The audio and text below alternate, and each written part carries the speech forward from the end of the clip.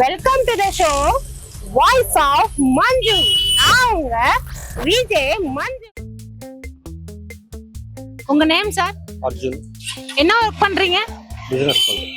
இங்க ஏரியால தான் இருக்கீங்களா? 50 இயர்ஸ் இங்க தான். சார் இப்போ வந்து ஒரு கேள்வி கேக்குறேன், அதுக்கு நீங்க உங்களுக்கு தெரிஞ்ச பதில் சொல்லுங்க. எவ்வளவு கடன் இருக்கும் சார்? 15 lakhs கிட்ட. என்ன ஒர்க் பண்றீங்கன்னு சொன்னீங்க? பிசினஸ். பிசினஸ் பரமா இவ்வளவு கடன் இருக்கா? இல்ல கொஞ்சம் வேற ஒரு இஷ்யூஸ், ஹெல்த் இஷ்யூஸ் சொல்லுங்க. எனக்கா இஞ்சி போனால் 1 லட்சம் தான். நான் ரொம்ப கடன் வாங்க மாட்டேன் மேடம். கடன் வாங்கினா உனக்கு கொடுக்குற மாதிரி இருக்கணும், வாங்கணும், இல்லைன்னா வாங்கக்கூடாது. உங்க ஹஸ்பண்ட் 5 லட்சம் கடன் இருக்குன்றாரு, நீங்க 1 லட்சம் தான் இருக்குன்னு சொல்றீங்க. அந்த 5 லட்சத்தை பசங்க எங்க வீட்டுக்காரரு இவங்க அடைப்பாங்க. இந்த 1 லட்சம் நான் மட்டும் அடைக்கணும் மேம். அது தனித்தனியா கடன் இருக்கு. ஹஸ்பண்டுக்கு 5 லட்சம், ஒய்ஃபுக்கு 1 லட்சம், மொத்தம் 6 லட்சம். எனக்கு ஒரு 50,000 இருக்கும். 50,000 தானா? அவ்வளவுதான்.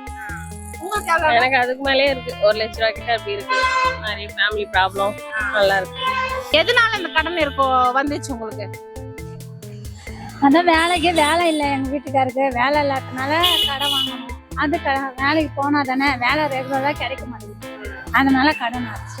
வேலை ரெகுலரா கிடைக்காதனால உங்களுக்கு கடன் ஆயிடுச்சு.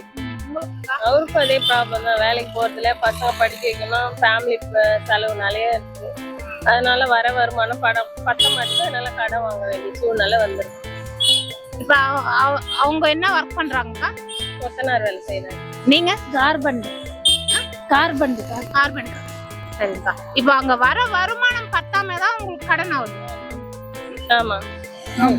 எனக்கு ஒரு 3 லட்ச ரூபா இருக்கு. 3 லட்ச ரூபாய் கடன். எதனால கடன் ஆயிடுச்சு? கையில பைசா இல்ல, வேலை வெட்டி இல்ல, அதனால கடன் ஆயிடுச்சு. கடன் எதுக்காக வாங்கிருக்கீங்க? உங்க பசங்க படிப்புக்காக வாங்குனீங்களா இல்ல வீட்டு செலவுக்காக வாங்குனீங்களா? வீட்டு செலவாக தான் வாங்கினேன். வீட்டு செலவு. பசங்க இருக்காங்களா? பசங்க 2 பையன் படிக்கிறாங்களா?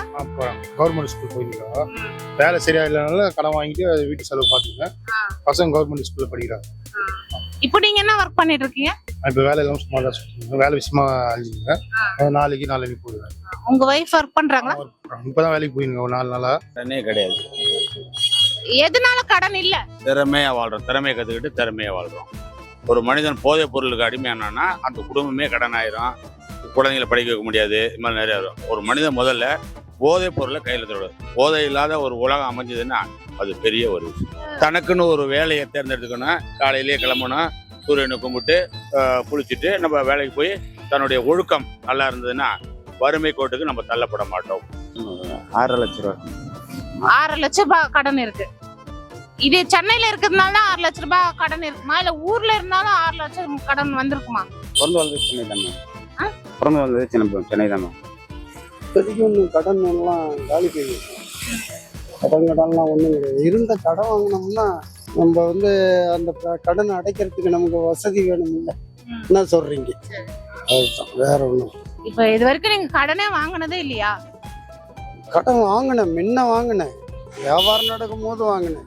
இப்போ வியாபாரம் இல்லை, அப்படியே கடன்லாம் க்ளோஸ் பண்ணி விட்டுட்டு இருக்கிறத நகை நட்டை வச்சு விற்று கரெக்ட் பண்ணி விட்டுட்டேன். கடன் வாழ்க்கை ஃபுல்லா கடன் தான். எவ்வளவு கடன் இருக்கும் இது வரைக்கும்? இப்போ வந்து எனக்கு இவ்வளவு கடன் இருக்குன்னு சொல்லுவாங்க, அந்த மாதிரி உங்களுக்கு எவ்வளவு கடன் இருக்கு? எவ்வளோ கடன் இருக்குன்றீங்களா? ஒரு 2 லட்சம் ரூபாய்க்கு இருக்கு.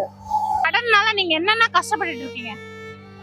கடன்னாலன்னா அது என்னோட பிரச்சனை. நான் தான் கஷ்டப்படணும். எனக்கு அப்போ இன்கம் இல்லாமல் இருந்தது, ஹெல்த் இஷ்யூஸ் வந்தது. ஸோ அதுக்காக என்கிட்ட இருக்கிற கோல்டு நான் வந்து பேங்க்ல வச்சுக்கிட்டேன். ஸோ பிஸ்னஸ் பண்ணுறது ஸ்லோவாக அது வீட்டு. நான் கூலி வேலை செய்கிறேன், மனைவி வீட்டு வேலை செய்கிறாங்க. 3 பையன் ஒரு பொண்ணு. 2 பசங்க கல்யாணம் ஆயிடுச்சு. பெரியவருக்கு 2 ஆம்பளை, ஒரு பையன் ஒரு பொண்ணு. 2வது பையனுக்கு ஒரு பையன். 3வது பையனும் பொண்ணு படிக்கிறாங்க. பொண்ணு 2வது டிகிரி படிக்கிறா. இப்போ கடன் இருக்காதுங்களா? பசங்களை படிக்க வைக்கிறதுனால இப்போ வந்து உங்களுக்கு அவ்வளவு கடன் ஆயிடுச்சு. இப்போ அவங்களுக்கு கல்யாணம் பண்ணணும், அது ஒரு கடன் ஆகும் இல்லைங்களா? கடன் இல்லாம சென்னையில வந்து நம்ம வாழ முடியல. முதல் போட்டா வாழலாமா? முதல் இல்லாம சென்னையில கடன் இல்லாம வாழ முடியாது. என்ன ஒர்க் பண்றீங்க? நான் ஃபால் சீலிங் ஒர்க் பண்றேன். கடன்ன்றதே இல்லைன்னா ஒரு மனுஷன் வந்து நிம்மதியா சந்தோஷமா வாழலாம் இல்லையா?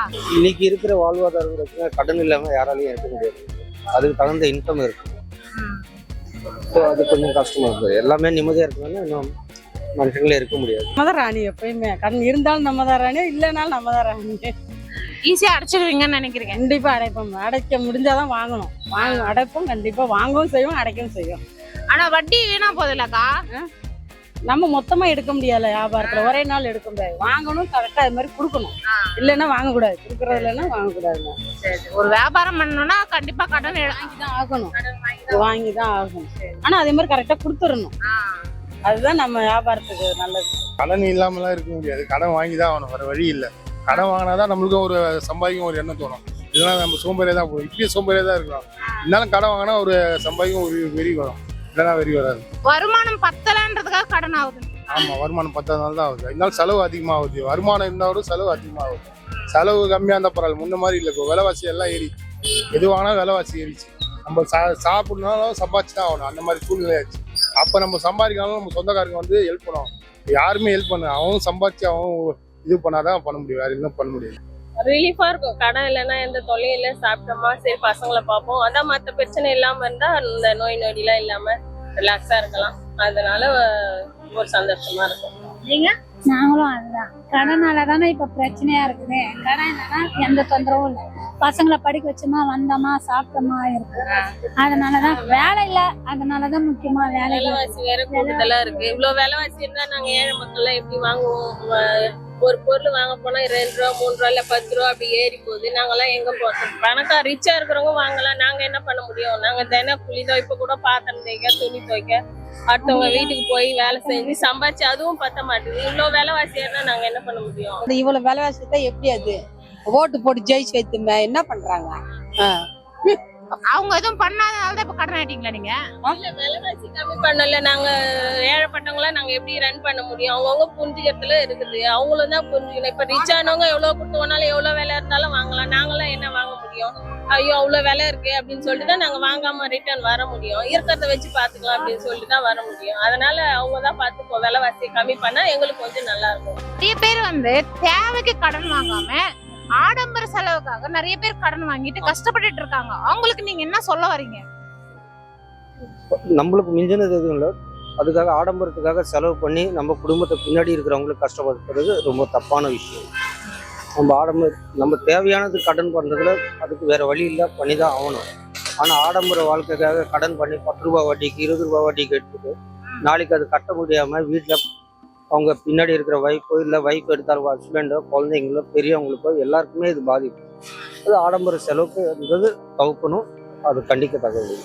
அதெல்லாம் தப்பு மேடம். தப்பான முடிவு எடுக்கக்கூடாது. வாங்கிட்ட அளவுக்கு மீறி பேசணும். நம்ம பேசி கொஞ்சம் கொஞ்சமா தர்றோம் அப்படின்னு சொல்லிட்டு என்ன பண்ணணும் கடன் அடைக்கிறதுக்குன்னு அதுக்கு தகுந்த மாதிரி முயற்சி பண்ணணுமே ஒழிஞ்ச தற்கொலை பண்ணிட்டோம்னா நம்ம குடும்பம் தானே நடுத்தரவுல நிக்குது, நம்ம பசங்க இது பாவம் தானே.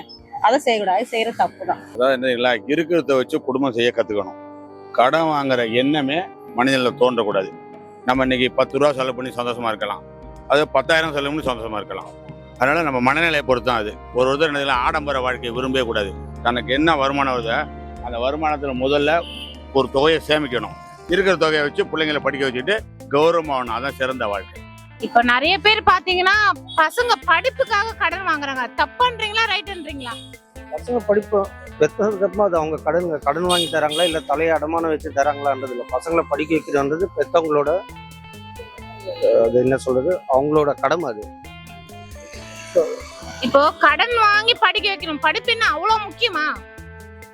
இன்னைக்கு படிப்பு இல்லாம வேற என்ன இருக்கு மேடம்? இன்னைக்கு ஒரு டிரான்சாக்ஷன் பண்ணனாலும் யூபிஐ கூகுள் பே பண்ணோம்னா படிச்சு பேசிக் படிச்சு தானே இருக்கணும். பேங்க்ல அக்கௌண்ட் ஓப்பன் பண்ணால் ஆதார் கார்டு எதுவுமே இல்லாம படிப்பே இல்லாம என்ன பண்ணுவாங்க? படிப்புன்றது எல்லாருக்குமே இருந்தால் தான் அவங்களுக்கு இன்னொரு இடத்துல ஏமாறாம இருப்பாங்க. படிப்பே இல்லாம கை நாட்டு போட்டு பணத்தை வாங்கி இல்லை ஏதாவது பண்ணாங்கன்னா என்ன கேட்கும்? படிப்புன்றது ரொம்ப முக்கியம். யாருக்கா இருந்தாலும் சரி, இருக்கிறவங்களுக்கா இருந்தாலும் சரி, இல்லாத பார்த்தவங்களுக்கா இருந்தாலும். அதாவது மேடம், அது 2 விதமாக சொல்லலாம். இன்னைக்கு அரசாங்கம் வந்து படிப்புக்காக நிறைய செலவு பண்ணுது. அரசாங்க பள்ளியோட நல்ல படி நான்லாம் ஃபுல்லாக அரசாங்கத்தெல்லாம் படித்தேன். 1 ரூபாவோட செலவு பண்ணுது. நம்பணும், அங்கேயும் படிப்பு தான் இங்கேயும் படிப்பு தான். சில பேர் தானே தன் பிள்ளைய வந்து பெரிய பள்ளிக்கூடத்தை படிக்கிறது பெருமிதப்படுத்துகிறது, ரூபாய் செலவு பண்ண, அதெல்லாம் வேஸ்ட்டு. அறிவாளி எந்த இடத்துலையும் சென்று படிப்பான். அதனால கல்விக்காக அதிக பணத்தை செலவு பண்ணுறதோ ஆடம்பரமாக படிக்கிறது தேவையற்றது. அவசியம்தான். இப்போ வந்து இந்த காலத்தில் படிக்கலைன்னா சரியாகவே வராது. ஏன்னா முன்ன கையிலேயே வேலை செஞ்சோம். இன்னைக்கு எல்லாம் கம்ப்யூட்டர் மிஷினு இதெல்லாம் வச்சு வேலை செய்கிறாங்கங்கும் போது அதுக்கு படிப்பு வேணுமில்ல. இப்ப நிறைய பேர் இந்த இதே ஆடம்பர செலவுக்காக போயிட்டு தப்பான முடிவுல எடுத்து ஒரு குடும்பத்தோட தற்கொலை பண்ற விஷயங்கள்லாம் நடந்துட்டு இருக்கு. நம்மளும் வந்து இந்த யூடியூப்ல எல்லாம் பாத்துட்டு இருக்கோம் இல்லையா. கணவன் மனைவி ஒற்றுமையா இருக்கணும். மனைவி தெரியாம கணவன் எந்த ஒரு வேலையுமோ எந்த ஒரு செயலுமே செய்யக்கூடாது. ஒரு கணவன் என்ன பண்றாரு, ஒரு 4 ஃப்ரெண்டோட சேர்றாரு, அவர் ஒரு தொழில் செய்யற மாதிரி செய்ய ஊருப்பட்ட கடனை விட்டு ஃபேமிலி மேல ஜாயின் பண்ணிடுறாரு. அப்போ அந்த ஃபேமிலி என்ன ஆகுது, அந்த பணத்தை கொடுக்க முடியாம அந்த வாங்கினவங்க மிரட்டி எல்லாருமே தற்கொலை பண்ணி நிறைய பார்க்குறோம். அதெல்லாம் தேவையற்றது. இது வந்து என்ன, கணவன் மனைவி கம்ஃபர்டபுளாக ஒற்றுமையாக வாழணும். வாழும்போது அந்த மாதிரி பிரச்சனை போகுது. அப்போ ஒரு 500 ரூபாய்க்கு ஒருத்தர் வேலை செய்யணும் பத்தலை, ஒரு 600 ரூபா வேலையை தேடி போகலாம், ஒரு 700 ரூபா வேலையை தேடி போகலாம். மனிதன் கொஞ்சம் கொஞ்சமாக மேலே வரணும். அதை விட்டுட்டு திடீர்னு கார் வாங்கணும், திடீர்னு வாங்கணும், அவ்வளோ ஆசைகள், அதே அவங்களுக்கு இழப்புக்கு காரணம். அதெல்லாம் தப்பு மேடம். தப்பான முடிவு எடுக்கக்கூடாது. வாங்கிட்ட அளவுக்கு மீறி பேசணும், நம்ம பேசி கொஞ்சம் கொஞ்சமா தர்றோம் அப்படின்னு சொல்லிட்டு என்ன பண்ணலாம் கடன் அடைக்கிறதுக்குன்னு அதுக்கு தகுந்த மாதிரி முயற்சி பண்ணணுமே ஒழிஞ்ச தற்கொலை பண்ணிட்டோம்னா நம்ம குடும்பம் தானே நடுத்தரல நிற்கிது, நம்ம பசங்க இது பாவம் தானே. அதை செய்யக்கூடாது, செய்யற தப்பு தான். அது கூட என் தங்கச்சி இப்போ மருமகம் இருக்கிறான், அந்த நிறைய கடன் வாங்கி ரொம்ப இதாக போய் தண்ணி கண்ணியெல்லாம் அடிச்சிட்டு சுத்தமாக வேலை செய்ய முடியாமல் கடன்காரவங்க வீடெல்லாம் பிடிங்கிட்டாங்க. என்ன இப்படிலாம் நிலைமை இருக்குல்ல, அந்த மாதிரி நம்ம வரக்கூடாதுன்னு நம்ம அப்படியே ஓட்டுறோம். நம்ம அடுத்த ஜெனரேஷன் பசங்களாகட்டும், இப்போ இருக்கிற மக்களாகட்டும், இந்த கடன் பிரச்சனைல இருந்து வெளியே வரணும் அப்படின்னா அவங்களுக்கு ஏதாவது ஒரு ஐடியா கொடுக்கணும். நீங்க என்ன மாதிரி ஐடியா கொடுப்பீங்க? கடன்லேருந்து வெளில வராமல் இருக்கணும்னா நம்மளுக்கு தேவைப்பட்டதுக்கு மேலே நம்ம போகக்கூடாது. நம்ம சக்திக்கு தகுந்த மாதிரி தான் நம்ம இருக்கணும். நான் ட்ரெயினில் போக முடியும், என்னால் ஃப்ளைட்டில் டெய்லி போக முடியாது இல்லையா. பைக்கில் போயிட்டு இருக்கேன், கால் டாக்ஸி எடுத்துகிட்டு கால் டாக்ஸியில் இல்லை கார் வாங்கினேன்னா எனக்கு செலவு பெட்ரோல் அதுக்கு. நம்ம வருமானத்துக்கு ஏற்ற மாதிரி நம்ம போயிட்டு இருந்தாலும் கடன் வந்தது கம்மி பண்ணிக்கலாம். கடன் பண்ணாமவும் இருக்க முடியாது சில பேர்னால, பட் அளவுக்கு மீறி பண்ணக்கூடாது. மக்களுக்கு என்ன, எந்த மக்களுக்கும் எதுவும் சொல்ல முடியாது. தன்னுடைய உழைப்பு, தன்னுடைய புத்தி, தன்னுடைய செயல், தெய்வ நம்பிக்கை என்ன அது இருந்தாவே, நல்ல மனசு இருந்தாவே வாழ்க்கையில முன்னேற்றம். நீங்க என்ன கடனை சீக்கிரமா அடைச்சிட்டு நிம்மதியா சந்தோஷமா இருக்கணும்னு நான் அந்த கடவுள்கிட்ட வேண்டிக்கிறேன். ரொம்ப ரொம்ப நன்றிமா. அஞ்சு மாம்ஸ்க்கு சப்ஸ்கிரைப் பண்ணிருங்க. அஞ்சு மாம்ஸ் யூடியூப் சேனலை சப்ஸ்கிரைப் பண்ணுங்க.